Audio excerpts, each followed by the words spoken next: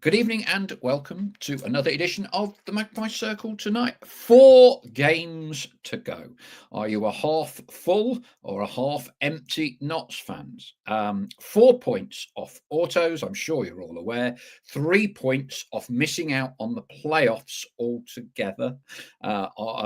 Your thoughts on that? I suspect there's a bit more pessimism than optimism, but all options are still on the table, aren't they? Agents' fees, they've been published today. Notts are in the top 10 of clubs paying agents' fees in League Two. I guess that's to be expected. Not spent rounded up figures, 140k of a total of all League Two clubs of in excess of £2 million. Your thoughts on that one? We'll also be shedding a bit of light on, or doing the best I can. I mean, doing a bit of homework. You'd never know, would you? On Mr. Jatta, Alessandro Jatta, and how he would miss or will miss, I suspect, our final home game of the season against Doncaster.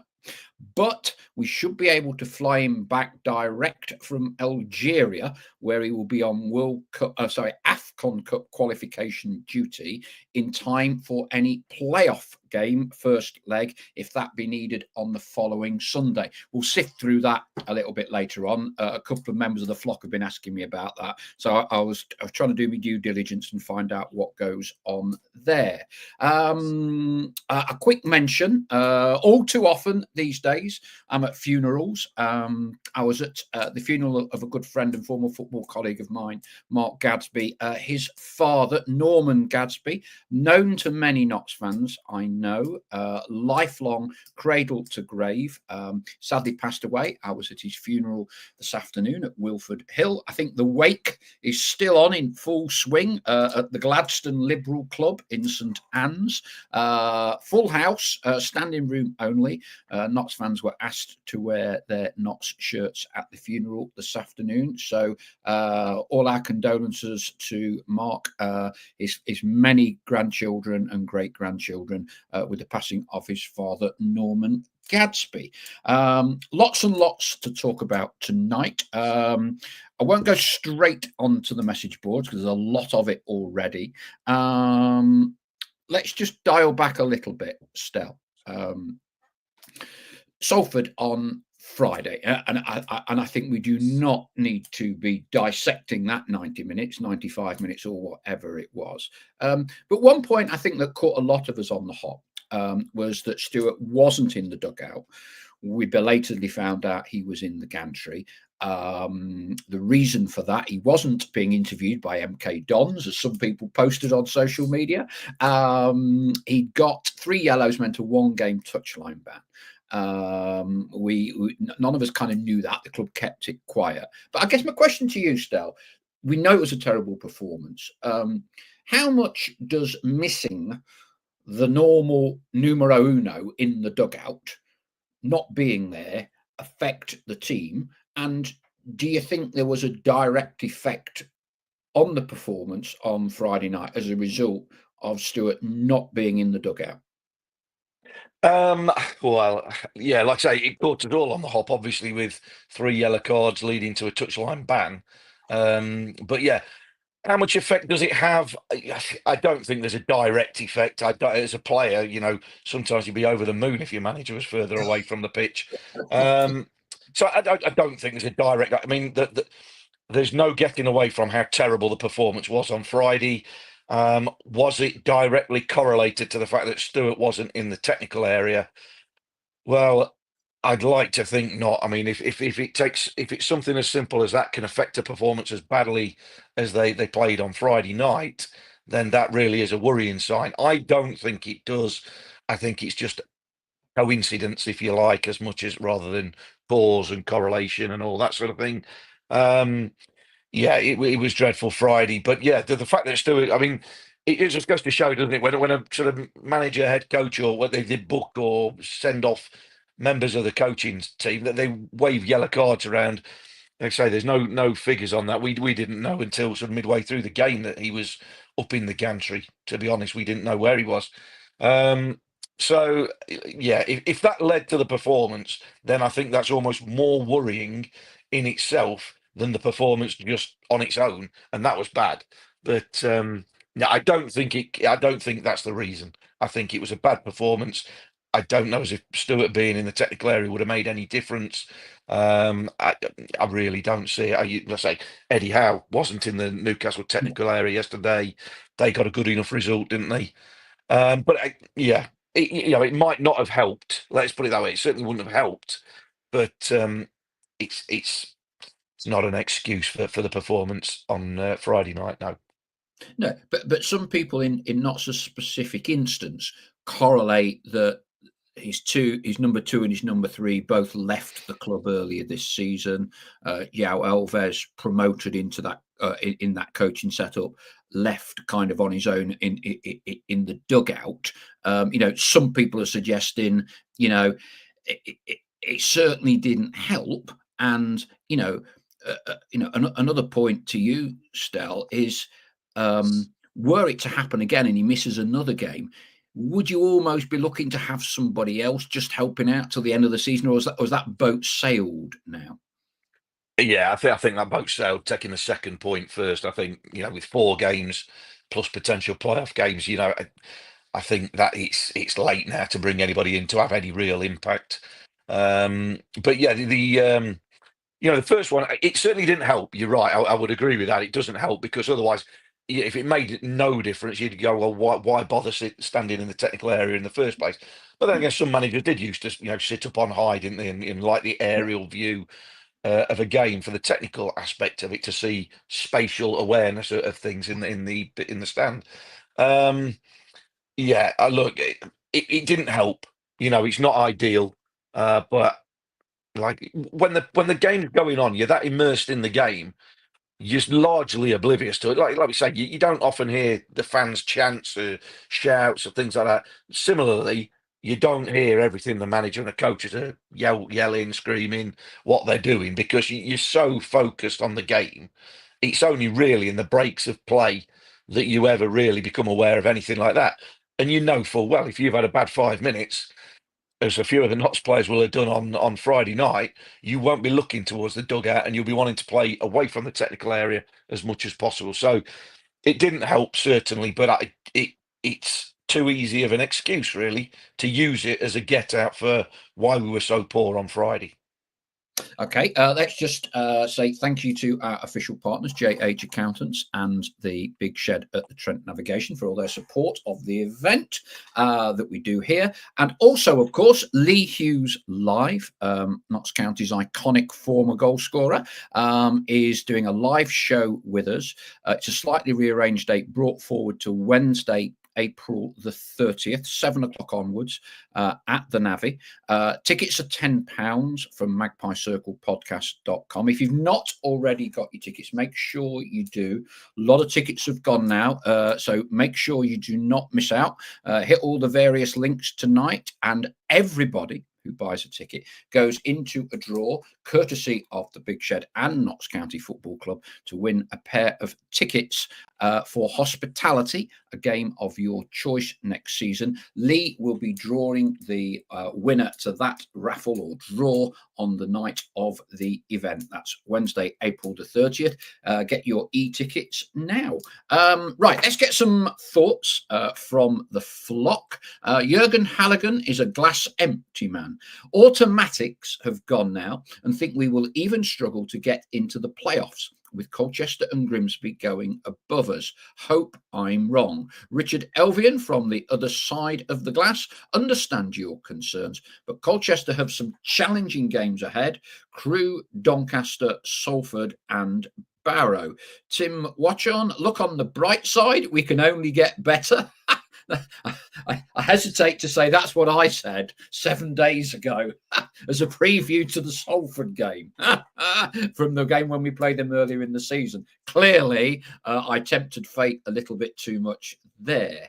Ian Cooksey: please, please, please, can nobody try and defend Friday night in any shape or form? We won't. Friday was the worst I'd seen, says Jurgen. Can't see where the next win is coming from. But it's often in those dark times, Jurgen, that we produce one. How many of us said we're bound to beat Barrow, I don't know, Cheltenham in 10 days' time is a gimme. Part of me thinks, well, we're more likely to get points out of Bradford away than Cheltenham at home, the way things are going at the minute. Joe Crabtree, me and my son came down from York, full of anticipation. We left deflated and disappointed. An opportunity missed. However, keep in mind, fans of all the top six, Vale aside, will be identical to ours. 4 of those teams will probably get promoted. Why not Notts? R. Dot says, in true Notts County fashion, we'll end up beating Bradford 3-0, followed up with a 2-0 home win against Cheltenham, and we'll all be believing again. Ever the optimist. But Chatwin, evening all, 12 points from the last 4 games, and it's automatics. 10 points, 10 to 6 points and playoff. 5 points or lower, League 2. I'm a 12-point man, says Bud. Ian Cooksey, in 8 home games, we've scored once in the first half. Why they don't come out and attack teams, I do not know. Lack of passion from players is concerning, says Paul. When was the last time we saw our players celebrate a goal the way the opposition does? Royston, well, it was kind of good while it lasted. The hope is going to end in despair, unfortunately. Mark 24, evening chaps. Can you clarify why Stuart Maynard wasn't in the dugout on Friday? Various people have suggested he was banned, but no one can confirm. Yeah, I think we've done that. Stuart himself, after the game, Mark, in the interview with Mark's co-com, Adam Hassel, said that he'd had 3 technical yellows in different games this season from the match official, and that equates to a 1-game touchline ban. Richard Elvin, I had a bad feeling after the first 5 minutes on Friday. Misplaced passes, outpaced, losing out to second balls, and Salford had some luck and the rub of the green. In front, no less, of Roy Keane was there. Roy Keane was there watching on. Ian Cooksey, just explaining that the manager himself confirmed the ban.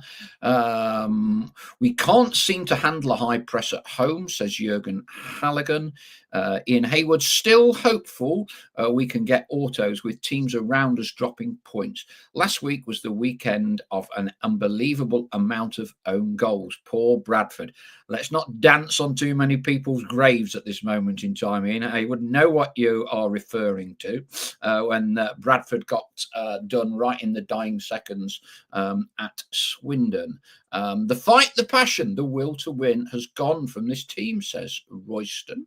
What else have we got? David Dawes, could we? Yeah, well, look, I tell you one thing I don't want to get involved in, so don't send any more messages. This kind of whole Stuart in, Stuart out debate, right? You know, we try and be respectful on this show. Look, it is as ludicrous to say that the brothers are going to remove Stuart and bring in Neil Warnock for the last 4 games, you know, as it is to turn around and say, I'm just glad we got a club. It don't matter whether we win or lose any more games for the next 5 years. Look, for me, the time to have these discussions are at the end of the season. We've lost a couple, so we all now think, Stell, don't we, that the transfer window in January was bloody terrible, right? So we miss out. It was terrible. But I think at the minute, nobody knows. We all might think we do. Nobody knows how this season is going to pan out. You know, Stuart may end up being, you know, one of, I can't remember what my stat is now. Is it 2nd or 3rd promotion in the last 25 years or something? And give him an extended contract if he gets us up, treble his wages, you know, get his agent on to the Reach Brothers, give him what he wants because he's done the job he's been brought into. Conversely, if we don't go up, we've had the discussion before, you know, I perhaps, you know, describe it as a failure because I think it's a fantastic opportunity to go up when you have the 2nd highest crowd in the division. You have a club with very good owners, I think we can all agree, a club with great stability at the minute. I think this is a very, very, very good opportunity to get promoted. With all that in the background, you should be looking to get promoted. But at the minute, anything can happen. Autos is still possible. Is still possible. Playoffs would probably be the favourite for most people, and there will be others that say that we miss out altogether. But it's not happened yet. When we've played the four and either don't need any more because we've missed out or gone up automatically, and or after we've played some playoffs, they're the time for judgments. But at the minute, everyone seems to be sort of knee jerking, depending on the last 90 minutes. Right, rant over. Stel, I think they were saying the overwhelming favourite was playoffs. Coming up to the Easter period, are you still of the opinion that, I don't know, 70, 80% most likely that it will be playoffs? Yes. Yeah, that's still for me. I mean, like in a nutshell, yeah, I think because we are in the playoffs at the minute, the fact of the matter is that, I've had a look at the fixtures and the upcoming fixtures, and I'm sure everybody has. There are 13 games. Oh, sorry, as I see it, there are 11 teams still fighting for playoffs and above, right? Down to Salford, I think. Sorry, down to Crewe. I think below that, they're too far away. I think it's Swindon, 9 points. They're not going to make that up in 4 games. Um, so out of them 11 teams, there are 13 fixtures left where teams in that top 11 meet each other. 13 games left. So there are a lot of variables. Who beats who? Are the draws? Who takes points off? Who drops points there? Not to mention the other games, a bit like after the disappointment of Friday, we then get the ridiculousness of League Two of Saturday of Swindon beating Bradford 5-4, which I'm sure everybody predicted, of course. And I know people will say Bradford had a man sent off after 15 minutes, which they did. It was their skipper. He will be missing the game on Thursday. So that's a little bit for us. But it's so hard to predict what is going to happen. Yes, we're all glass half empty at the minute because of the last two results and certainly Friday's performance. That is hard for anybody to then be really optimistic. So I certainly couldn't sit here and go, do you know what? I think we're going to make automatics, right? We could, but I don't think we will. But that's not sticking my neck out too much. By the same token, because we've lost the last 2 games and we aren't in good form, 4 wins out of the last 13 is not great, as we know, but we're not the only team at the top of the table in that sort of form. So again, we always play the game where we're going to lose. We're not going to get another point, and everybody around us is going to pick up points and catches, and we're going to miss the playoffs. I'm not that doom and gloom. I'm in the middle going, well, we're sixth. We've been in the playoffs for a long time. We're sort of in the sort of form where we could nick another win and probably lose a game, and you don't know what. So I think we will finish in the playoffs. I think our goal difference helps us a little bit. That could be key come the end of the season. But there are so many games. I go back to this. There are so many games with teams in that top 11 that they've all got to take points off. I mean, it starts tomorrow night, doesn't it? Salford against Doncaster. And you could almost, again, like we said about previous games, you look from the outside in, going, what result is better for Notts there? You would think automatically, well, a draw, maybe point for each team. But are we better saying, Doncaster winning and going, well, that probably knocks Salford out the race. So then we're down to 10, before we play, and it's 7 from 10, going to be automatic and 4 in the playoffs. Or do you go, do you know what? No, we still believe we get automatic. So we don't mind if Salford beat Doncaster. Do us a favour, even though that'll close Salford up on us and the others. So there are so many permutations, and none of us know which way it's going to go. None of us can sit here and pretend we know, because, say, tongue firmly in cheek, nobody predicted Swindon scoring 5 against Bradford and winning, especially not when they were behind with about 5 minutes to go. So there are twists and turns at the top of this. And for any of us that watched the golf last night and McIlroy nearly throw it away and then play some brilliance and then nearly throw it away again, and eventually get over the line.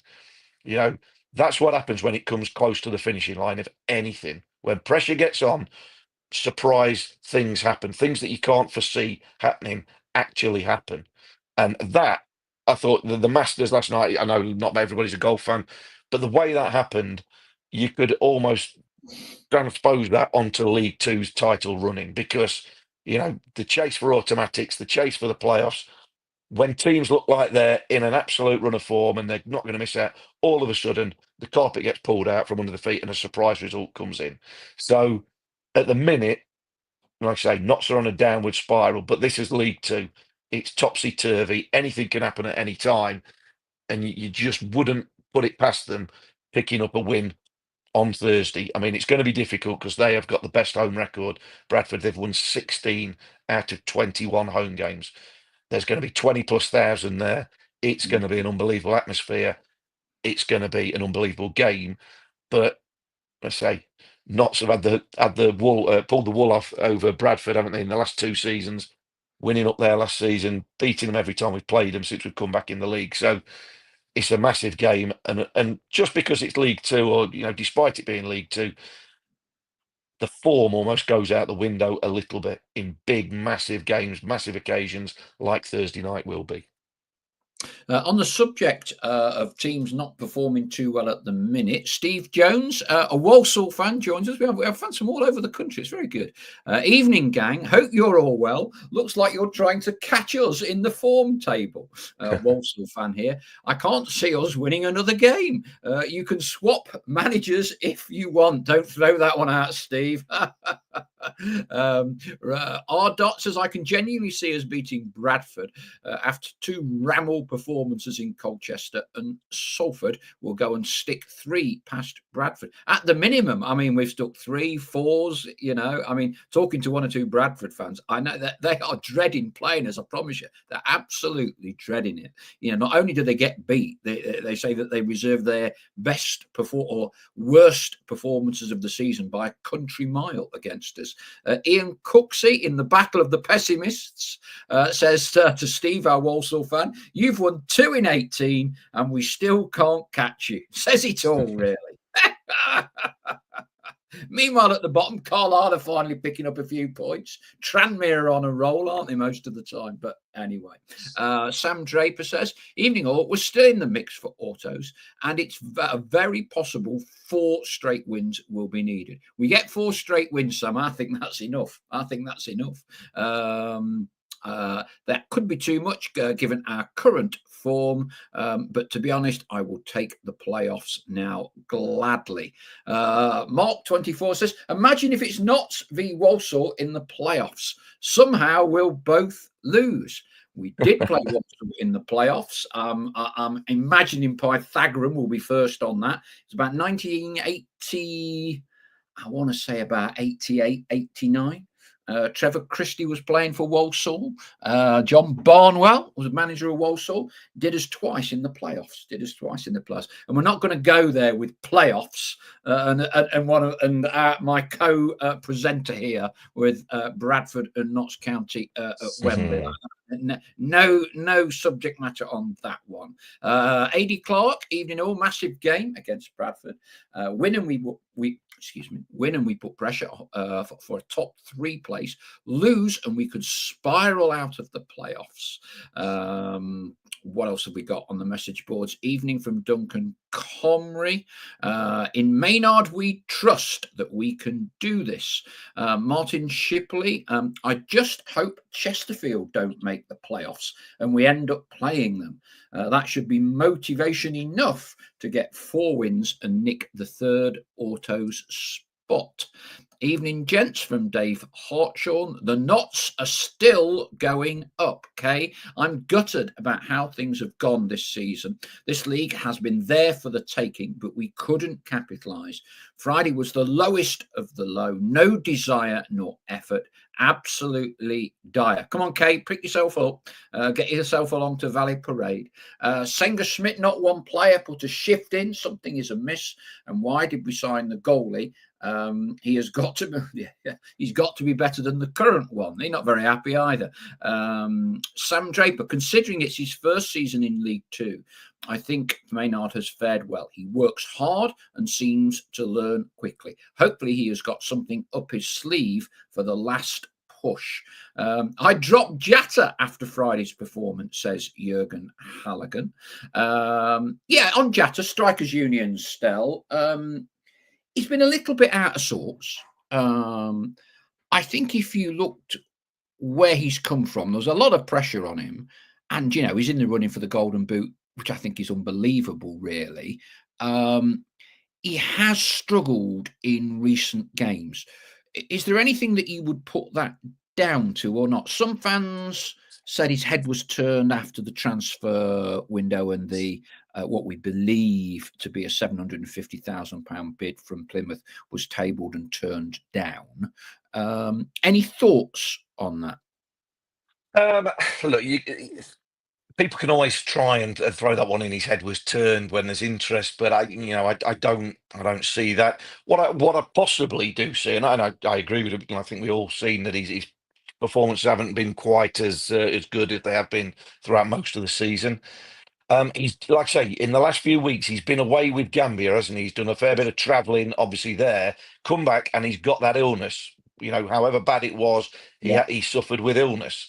So I just wonder if there's maybe a little bit of something there, fatigue, whatever it might be, after effects of that, added on to the fact this is his first full season in English football. You know, I just wonder if there's a little bit of, and it can be, it doesn't necessarily have to be physical fatigue, mental fatigue as well, you know, coming around to the end of a hectic season. I just wonder if that plays a little bit of a part. Now, look, it might not be. It could just be a case, and this is something that all footballers sort of say, it's just a case of, do you know what? Form is temporary. Sometimes you have games where you're quieter, other times you have great games. That can happen, particularly in League Two. So, yeah, he's certainly, not been at his best, but I just wonder if there's a little bit of that with the travelling, with the illness, at this time of the season. Maybe, maybe not. But again, only really he would know that. yeah, and just to try as best as we can to clarify and tidy up the potential situation with Alessandra and international duty and the Gambia at the end of the season. So Notts' final game is on Saturday, May the 3rd or whatever it is. Fourth. Again, 4th. Well done. I knew you were a listener. Oh, no, it's third. Yeah, it's third. No, I was trying to work the days out in my head. Yeah, so Saturday, May the 3rd. Last game against Doncaster. All matches obviously have to kick off at the same time. No movements because of TV, because it's the last game. So it appears from a bit of research that there is international games being played by Gambia over this period. This is not a World Cup qualifier. This is an AFCON playoff qualifier. And as best I can work this out, Algeria, who won their group, are playing a double header, two-legged game against Gambia, who, from what I can work out, qualified as one of the best third places in the other groups. Gambia are at home to Algeria on the Friday night before Notts' game with Doncaster. Possibly it takes place on the Saturday. It's a bit sort of open-ended at the minute. So I see no way, if Alessandro is called up, and I've got to say, I would imagine he would be, because clearly a two-legged playoff qualifier is a big thing for Gambia. Algeria are a very good team. So I would be very surprised if he's not called up and will miss the Doncaster game, unless Notts can cut some sort of deal with Gambia. The return leg is the following Friday in Algeria, in Algiers. If we're in the playoffs, our first leg would not take place until the Sunday. So therefore, it would be not unreasonable to assume that if Jatta has played on the Friday night, Algiers is only a 2.5, 3 hour flight back into London, that we would have him back on the Saturday, and he is then available to play in the first leg of a two-legged playoff if we're involved in the playoffs. If that kind of all makes sense, I'm sure we'll hear a bit more about it near the time, but that is the way I read it. Interesting you talk about the international jet setting and call-ups. One or two people have even called, Stel, for Jatta to be rested. Um, would you go along with that, or do you think, irrespective of his current form, he's the main man, and other than David McGoldrick, is our main goal threat, leads the line? You would keep him in, or would you? Yeah, I think I'd keep him in. Keep him in. He's your main goal threat, highest top scorer so far this season. But I would, and I'm not saying this is happening, but I would be having a word with him. I'd be speaking to him, daily behind the scenes, seeing how he feels, because he might well be feeling fatigued. Now, again, I always speak. Players always want to play. So you're not going to tell a manager if you feel fatigued if you think he's fishing for leaving you out of the team. But genuinely, if he's had an illness, if he's doing this international travelling, then you might say to him, "Look, I'm thinking of maybe leaving you out a game, give you a rest. I want to give you 2 or 3 days off, or whatever it needs to be." But speak to him as a person, and try and be honest.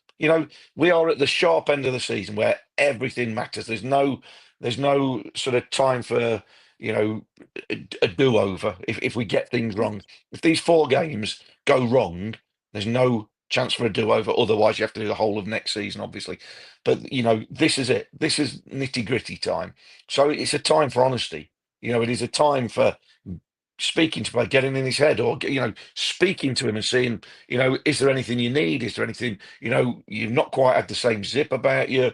What do you want? Is there anything you want in training, perhaps fitness work, anything, whatever it might be, whatever it might be. That's what might, I assume, be happening anyway.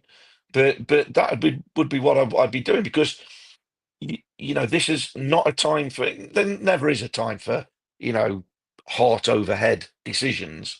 But at this sharp end now, it's do or die kind of stuff. Now is when you need everybody to be honest, everybody to be, put your hand up if you feel like you need something, you need X, Y, or Z, whatever it is. If you don't feel fully fit, if you're carrying knocks that you can't be 100% with, whatever it might be, and that's not, people say, well, that's giving them an excuse for Friday's performance or something. No, I don't mean it like that. I mean, they know Friday's performance was nowhere near the levels. They know the run of form that they're on is, you know, up and down, too inconsistent. They know that. But now it is, like I say, it's really down to the nitty gritty. And you need to be having frank conversations with people. And I'm not talking about just mollycoddling. I'm not just talking about offering them an out, offering them an excuse.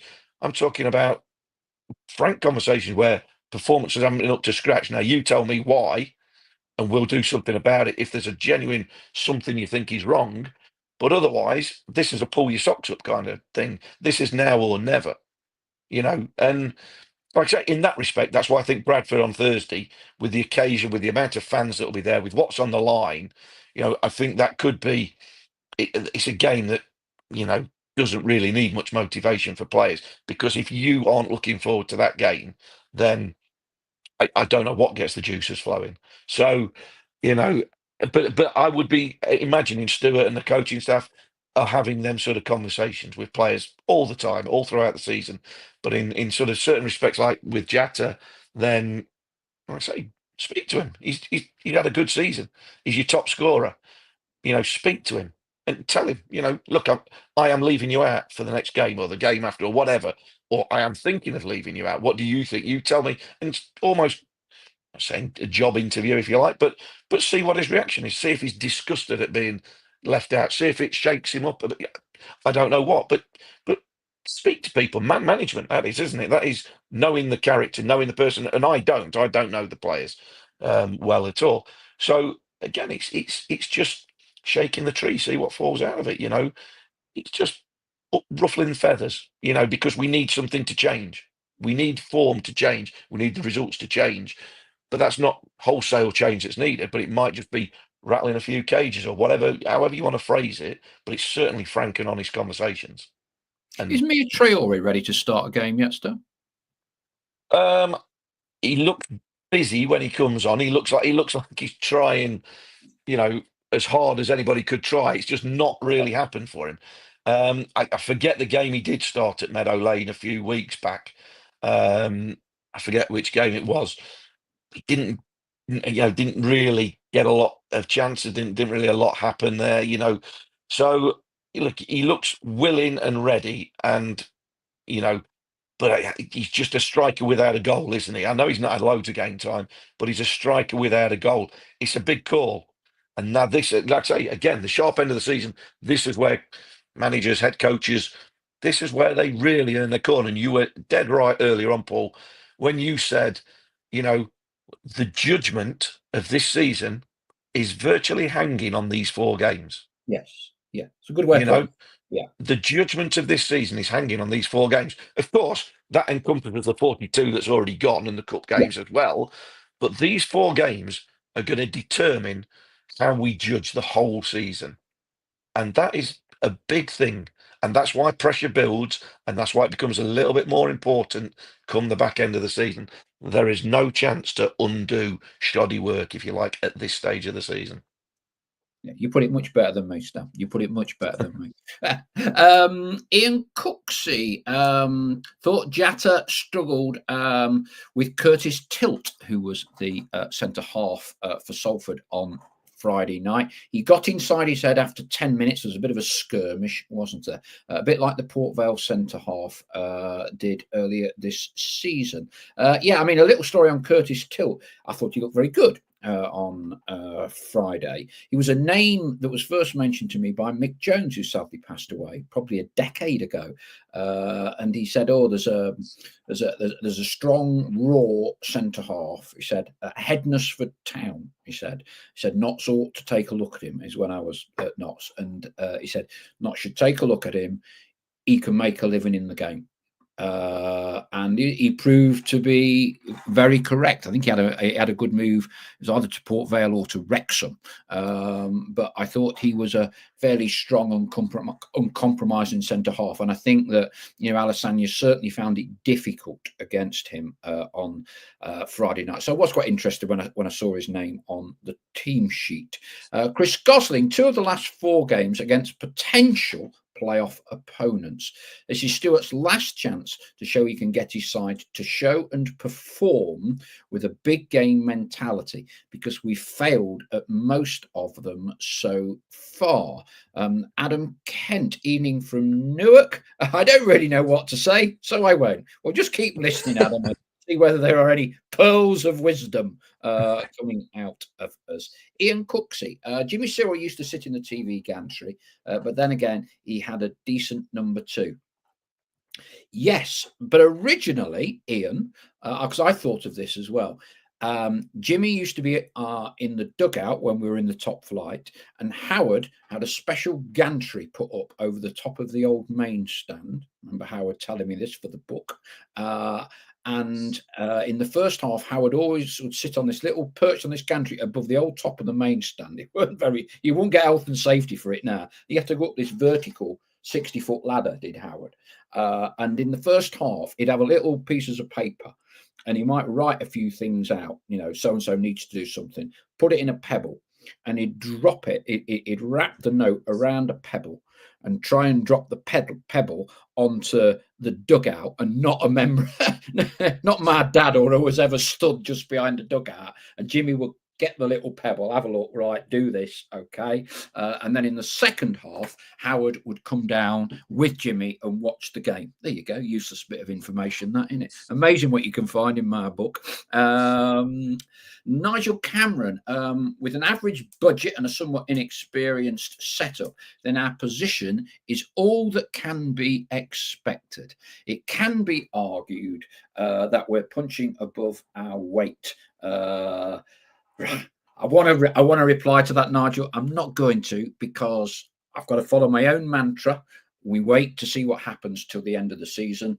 The next 4 games define. On the average budget, this has come out from some bloody useless estimate of players' wages drawn up by some dodgy social media portal looking to get advertising, and has speculated on all of the budgets and claims Notts a 12th. It's it's rubbish. I don't know where Notts are. I suspect it's Iden 12th when you've got the second highest average crowd in League Two. And at this level, fundamentally, budgets tend to be determined by supporter bases in terms of the amount of money that you've got around.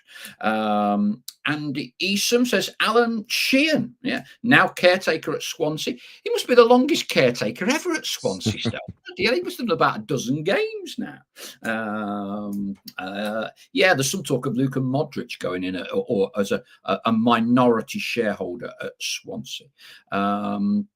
Joe Crabtree, Gary Neville regularly bemoans time wasting, spoiling the game, specifically goalies feigning injury. Salford were the worst I've seen for this. That one did cross my mind. The old adage, Joe, if you can't beat them, join them. But I did think their goalkeeper, even by goalkeeper standards, Stell, made it look even more blatant. Yeah. I mean, it normally is. Yeah, on that, I mean, I've been vocal on that on the radio because it's embarrassing. Embarrassing. It's. I said you may as well get to the point now where you just give managers a timeout in each half. Save going through the ridiculous pantomime of goalkeepers going down feigning a strain or a cramp or whatever. And then I thought, do you know what would be better than that? Just to make the game a little bit more interesting. Put keepers in the club with the outfield players, so they've got to go off for 30 seconds if they go down injured. And then you've got to play without a keeper for 30 seconds. That'll liven a game up. You get a few shots from the halfway line and stuff like that. Be a bit of chaos for 30 seconds. I guarantee you, cramping goalkeepers would be eradicated. Yeah, I mean, you know what I would do? And I was thinking about this on Friday because it was just so blatant. I would give the goalkeeper an immediate yellow card. Immediate. Unless you've physically seen a challenge, but there's no way of policing that. There's no way, is there? Because the referees will go, well, I don't. You're then going to be threatening genuine injuries, aren't you? Unless someone's clattered him from a corner, right? You give him a yellow, right? In the same way as a player, feigning, simulation. We won't go down the route of what's contact and what's not contact. In the various boxes. I'd give a yellow. I'll give you an example. I think was it the Man City game Saturday that Ederson went off injured later on in the game. I know it was, but no contact from kicking a ball. So I know what you're saying. I just don't see how you could get a referee to police what's an injury, what's not, what's feigning it. He's. I'd say it is like simulation. It is like simulation, but I say just do away with it. Just do away with it. Go right. Well, keepers go off for 30 seconds as well if you want treatment, and then it would just liven some dull games up. That's for sure. It's bad enough where teams are down to 10 players for 30 seconds with an outfield player. Imagine it your goalkeeper for 30 seconds. That would be some hurly-burly football then. Yeah, or give the manager, head coach, in the dugout a yellow if any of the players go over for the drinks break. So have you noticed they all go over, don't they? They all go over, and that to me is a sign to the ref that he knows. Yeah, again, it's difficult to. It's just somebody's got to identify what's fake injury to a real injury, haven't you? And like I say, it's annoying, it's frustrating, but I don't really see what they can do in terms of that, other than like I say, just basically give them a timeout. Say, look, you've got a timeout. Save the keeper going down. It's ridiculous. Use your timeout. Once it's gone, it's gone. That's it. But like I say, I don't like it like anybody. I'd rather, stay on your feet, get on with the game. But we're past that stage in football, aren't we? So yeah, difficult one, annoying one, but it happens, doesn't it? Yeah. Lee Atkins, we have to be on the front foot all game, every game from now on, instead of messing around, going backwards and pitter-patter at the back. We have a damn good squad, but the way we play is just boring. Ian Cooksey, answers me. 87-88, lost 3-1 at home to Walsall, drew 1-1 away. Midfield has become a problem, says David McWilliams. Palmer, since injury, doesn't break up play like he used to, doesn't drive us forward, and has been poor at set pieces. Other than that, he's doing well. Not sure if McDonald in the midfield helps bring some grit and determination. Also think we should consider 4 at the back. and have Jones and Jarvis as out-and-out wingers with Didsey and Traore up top. That's a wholesale change there. Kay says, when I said get yourself up to Valley Parade or whatever it's already called now, would love 2 points. It's a good put down this one, Stel. But unfortunately, I'll be in Barbados. Oh dear. Barbados A or heart Bradford. bleeds for her, yeah. Enjoy Barbados. Absolutely correct. Just make sure when you got the rum punchers and you're out there in your bikini, Kay, you've got the little iPad and you've paid your tenner or whatever it is in Barbados pounds to watch the game on iPlayer or however you get it away from there. Adam Kent, any suggestions for parking at the Bradford match? Yeah, walk a mile, I would think, is about as good as any. Andy McIntosh, they're all coming in now. Checking in from Andorra. Skiing, are we, Andy, by any chance? Listen to the match on Friday. Thanks to Stell. Excellent as always. If Notts don't go up, it's still a step in the right direction. Paul says the last few games, the midfielders or wingers have hardly created anything for Alassania. People are expecting him to hold the ball up, turn his defender, run and score. Yeah, and there's always an element when you normally just play the one up top, Paul. It's a lot on him. It's a lot on him. I agree. Greza Maxwell, he likes the denim shirt. What is it this week? A blankety blank checkbook and pen. Right, that takes me back a while. Signed by Les Dawson. I'll have a tattoo of Stell's portrait, and the jet washing wheelie bins bid for the next 10 years is still on. I made the next 10 years bit up. Lee Atkins, without Jatta, we wouldn't be where we are. We know he can score goals. Chris Goslin, I'd play Jarvis a 10 over Whittaker on Thursday. Bring Jody in on the left. Andy Easom does recall quite correctly when we were discussing about madcap jet flight overnight on the night to play the following day. Roy Carroll got back overnight and played, says Andy Easom. That's quite right. I sorted all that out because I was with him in Romania, in Bucharest, and we got a plane back from Bucharest there. They played Friday night. Romania won about 2-3-0. We got a flight back at 6 o'clock on Saturday morning to Heathrow. He drove straight up to Coventry, if memory serves, kept a clean sheet. So it can be done. So whether Mr. Jatta will be having to do an emergency dash from Algiers, let's hope not. Let's hope we're already up automatic. Don't need to worry about it. And he can stay in Algiers for as long as he wants. David McWilliams, I find our tempo at the start of match frustrating, then leave ourselves with too much work to do in the second half. Ian Cooks, if we finish 6th or 7th with Forest at home to Leicester on the Sunday, could the playoff game be brought forward? Yeah, now that is a good point. Forest are at home on the telly on Sunday afternoon. We should be playing our game on the Sunday, both on the telly. Police would never allow us to play on the same day. Don't think it's ever happened since time immemorial. Goodness only knows. I was hoping at one point that 6th or 7th would be unlikely, but you possibly could say we're more likely to be 6th, 7th in the playoffs than 4th and 5th. But anyway, let's see what happens. PJ Defiance, sorry I'm late. No worries. Been down the allotment digging for a victory come Thursday. Hope you found it among the new potatoes. But Jackwin, the old Jody should start Thursday. The current one, no. Is Sam Austin coming back before the end of the season? Asked Richard Elvian. Not so a little bit protective of injury news. I couldn't tell you. Don't know whether Stell knows any more than that. Greza Maxwell, big shout out to Stell, who took time to speak to my nippers on Friday night pre-match as we crossed paths. Bradford away, says Sam Draper, will be Traore's moment. Similar to Jatta last year. Mark my words, he's getting a brace, or is it just the wine talking? Pythagorean, Mick Jones, you always had a good eye for a player. Indeed, he did, Pythagorean. Two loanees, we'd never heard of either of them.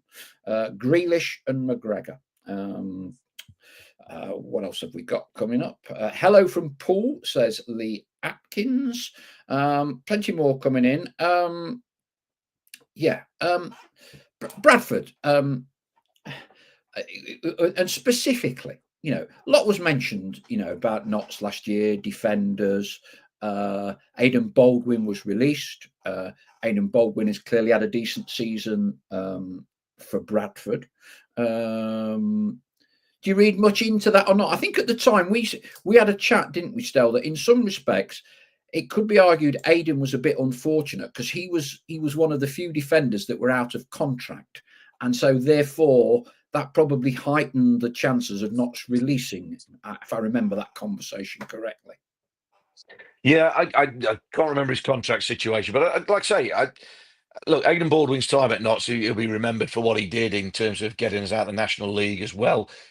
He'll unfortunately be remembered for some of the mistakes he made. Now, he was playing as a central defender, wasn't he? I mean, Shrewsbury in the Cup was a notable one, or less notable for him, obviously. But even despite that, I still said I thought he was our best individual defender. Now, the club made the decision to go elsewhere, and I don't think anybody would deny that we've addressed the defensive issues that we had. But again, to go back to something I boringly say time and again is that jigsaw piece of putting a team and a squad together. Jigsaw pieces, they're all perfectly good pieces individually, but sometimes they don't fit together and sometimes they do fit together better. Now, it looks like he's gone to Bradford. I know he's missed a few games and had some injuries this season, but I think he's largely played as a right of a three, the right-sided centre-half of a three. And obviously, Bradford are doing brilliantly well. So you have to assume he's played his part in that because he is a decent defender, and again, put the right players around him. He's perfectly good, capable defender in League Two, and may well be getting into League One. So, and we've got absolutely no bad wishes on that front at all to him. He went with everybody's best wishes. So, yeah, that's what can happen in football. It's happened numerous times, hasn't it? A player that, maybe people don't like the look of, certainly managers don't like the look of, go elsewhere and they have a successful career. And that for me is the best way I can use of describing how that happens. Suddenly a manager or a system or other players just gel and something just happens. Again, Bradford are a case in point. Go back to wherever they were after 10 games this season or 15 games this season, and they've sort of come on the rails, haven't they? I don't think anybody's really talking specifically about them early on in the season, but they've come brilliantly strong and pushed through. Now, they're having a bit of a wobble and their fans are nervous. And, everybody has the worst, fears the worst at this time of the season. But, they've done brilliantly well and they're in the box seat to get automatic promotion. So, credit to them for that. Obviously, I've got ties with Bradford myself. So, I wish them no harm whatsoever, but just not on Thursday night. And just to throw a bit more sort of fuel onto the fire of potential call up, Chris Gosling believes that we will be all right because in the African Nations Championship, he believes it's domestic players only. So Gambia would only pick from players in the Gambian league. I've no idea whether that supersedes everything we've been talking about. It might be useful for Notts to clarify that situation at some point, but we shall have to wait and see.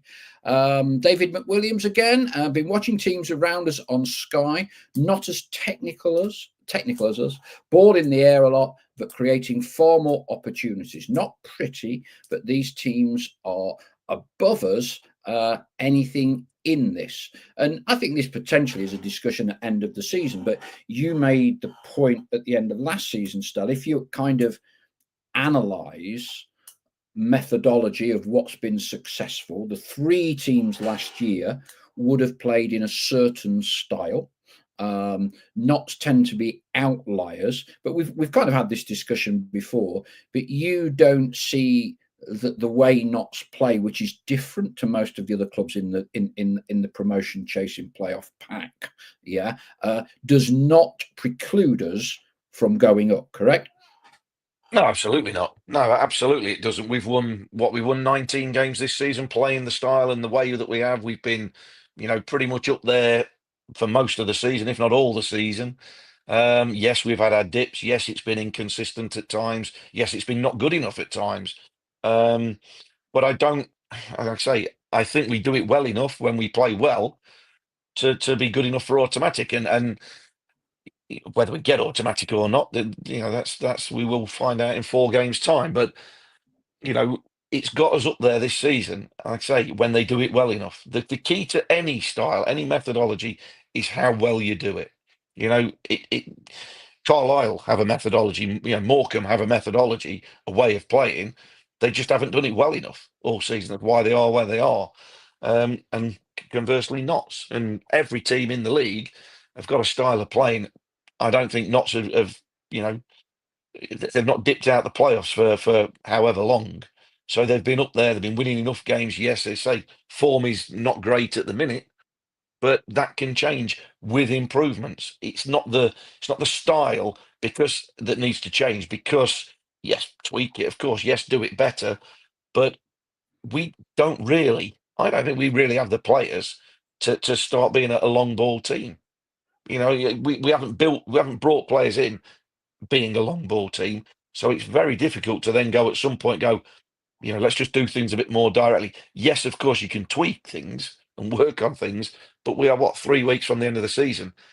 You've not got time now with 4 games coming and everybody got 40 odd games in their legs that you haven't got time to change things now. Now is not the time for something that's been working. Again, what you work on is the quality. What you work on is the hard work, the work rate, and making sure you're absolutely fit and raring to go as best you can be for every one of these remaining 4 or 6 or 7 games, whatever it might be. Now then, there's been a quiz question posed by Dale Pikett on the message boards, and I know you can't access them, Right. Stel. So we'll see how good you are. Oh dear. There are No, 2 EFL teams not to have a red card this season. Which 2 are they? well, players. I'm assuming he means players because Notts are one. Yeah, very good. Very good. Yeah. No flies And on you. No flies on you. obviously Stuart got a red, didn't he? So, um, God, I don't know the other one, so No, I it would was have to more the trick guess. as to whether you get not straight away. Yeah, yeah, I wouldn't have yeah, got that. Nazis won. yeah. No, I didn't know that. Michael Fletcher claims it's Fleetwood, but I have no idea. I mean, where on earth you find these questions, Dale? I don't know. But anyway, yeah. So well done, Stel, because I would not have immediately said not so one. But anyway, there you go. Oh, no, sorry, no, it isn't Fleetwood. I have no idea how any of us would have ever known this. The other is Reading. But there you go. There you go. Reading No and red Notts. cards in Reading. Yeah, yeah. I think they're in the red quite a lot with that Chinese owner, aren't they? Yeah. Various bans and all the rest of it at the minute. We're coming up to the final minutes of the program now. Don't forget we've got that Cheltenham game on Monday as well. I mean, seems this year, Stel, Easter's always, they talk about it being, the formative, not formative, but definitive final period that sorts you out. But there's so few games after Easter this year. I mean, it's virtually the end of the bloody season. Yeah. Well, Virtually. like I say, yeah, you're right. It used to be the big bit, right? Easter's the big thing that'll sort it out. But you're right. We've got 4 games left. The thing is, game by game, or was it game week by game week, or fixture list by fixture list, every time you think somebody is probably going to play the way out of it, given the results. And again, and I'm getting this only because I've done the research on it, so I'm not going to waste my time. Well done. But like I was saying earlier, 13 games involving them top 11, right? For the Walsall fan that was listening earlier, I don't know if he's still listening or not. They, on paper, have got the easiest running because they've only got one other team in them top 11, right? So potentially they've got the easiest running. Every other team in the top 11 have got at least two games against other teams in the top 11. That includes Notts, obviously. You know, Doncaster, I think, have got the hardest on paper. They've got 4 teams in the top 11 at their 5 games left. Obviously, them and Salford got a game extra to play. So, honestly, there are so many twists and turns this could take that everybody's in the mix. But set of fixtures by set of fixtures, you imagine that it will become more and more decisive. So you're right. By the end of Easter weekend, we'll have played 2 more games, 2 more fixtures. There'll be 2 to go for everybody, and whether what will have whittled down from 11 to how many are in the shout then. And also one quirk as well is the 4 teams currently occupying the playoffs, obviously including Notts, are auditioning on the last day of the season. We've got Doncaster, and who else is it playing? Wimbledon are playing Grimsby on the last day of the season. The current 4 teams occupying the playoffs. So this season in League Two has been unbelievable. It's been a roller coaster, as most seasons are. But to have 11 teams in with a genuine shout of the top 7, with 4 games remaining, 5 in Salford and Doncaster's case, is unbelievable. Shows how tight it's been, how tight we thought it was going to be. Yes, possibly an opportunity missed, maybe, but these 4 games will dictate whether that's an opportunity missed or not for Notts. Lee Atkins, you should have been a data analyst, Stowe. You should be a football data analyst. I'm that boring. Bit of an in-joke between me and Stowe, that one. Lee Atkins, I'm bringing my dad to the last game. He's been diagnosed with the early onset of Alzheimer's and will more than likely be his last game at Meadow Lane. He's been a fan since he was 7. He's 87 now, says Lee. Well, wouldn't it be great if Mr. Atkins Sr. Can watch us clinch automatic on that day? And there's another one I need to read out, Stell, because I've lost it somewhere. Here we are from David McWilliams. Can Stell say hi to my dad, Trev, and tell him to go easy on the whiskey? Not being able to get to games this season, but an avid listener. I don't know whether you're aware, Dave, if as an avid listener, you will remember that Stell was on the whiskey when he was 16 at the half-time of his debut for Derby County. Yeah. Hi, Trevor. Yeah. Not too much of the whiskey, although following Notts, you might be allowed a tot or 2 between now and the end of the season. Right. There we go for tonight. Thank you very much, as always. What I will do, I will contact the club and have a word if we can just get some definitive scenario regards Jatta as to whether Gambia choose their best 22 players from around the world, in which case we're in trouble against Doncaster, or whether it is chosen on a domestic Gambian League player basis only, and hopefully we can share that information to stop all the various conspiracy theories and everything else that will no doubt be abounding ahead of the final game against Doncaster. So we'll see if we can tidy that one up. Thank you ever so much indeed for all your input tonight. Safe travels to Bradford. Go easy on the rum punchers, K in Barbados. Stell, the lack of your dartboard has been mentioned, or has it moved or something? No, it's still there. I must have just had my camera working at a different angle. No, it's still there. Angle. Fair enough. Different. That's it. Angle. So thank you. Trying to get the good side. Thank you ever so much for everything tonight. We'll be back. Well, actually, I need to work out what we do next week. I'll have a think, because obviously we're playing Monday afternoon, aren't we? So I don't know if I dare trust myself to do a show an hour or two after a home game, given our current home form. But anyway, we'll update you accordingly nearer the time. Thank you again. Cheers for now. Bye-bye.